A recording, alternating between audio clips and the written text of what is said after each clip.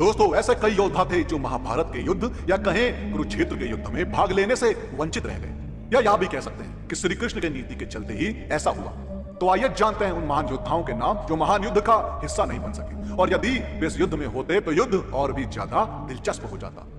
जरासंध। दोस्तों, जरासंध यदि महाभारत के युद्ध में होता तो युद्ध का रुख कुछ और ही होता, लेकिन श्री कृष्ण को मालूम था कि महाभारत का युद्ध होना है, और उसके पहले ही उन्होंने कई महान योद्धाओं में से एक जरासंध को भी मारने की युक्ति सोच ली थी।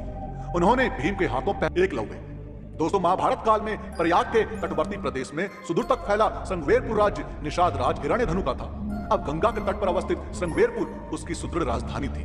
हिरण्यधनु के मृत्यु के बाद एकलव्य वहां का राजा बन गया। विष्णु पुराण और हरिवंश पुराण के अनुसार एकलव्य अपनी विस्तारवादी सोच के चलते जरासंध से जा मिला था।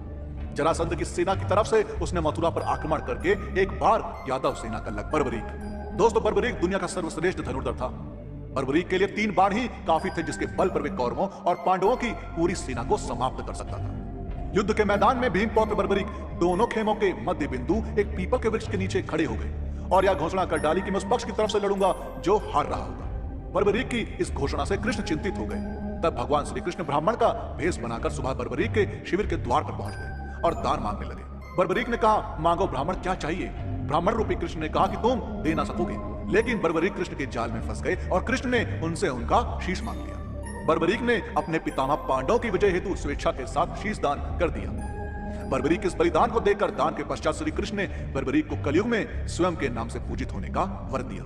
आज बर्बरीक को खाटू श्याम के नाम से पूजा जाता है। जहां कृष्ण ने उनका शीश रखा था उस स्थान का नाम खाटू है। इनके अलावा पौंडक, नरकासुर जैसे कई और भी योद्धा थे जिन्होंने युद्ध में भाग नहीं लिया था, अन्यथा युद्ध का चित्र कुछ और ही होता। दोस्तों, आपका इन महान योद्धाओं के बारे में क्या कहना है, हमें कमेंट्स के माध्यम से जरूर बताएं। और इस वीडियो का पार्ट 2 चाहिए हो तो कमेंट्स में पार्ट 2 जरूर लिखें। और साथ ही साथ अगर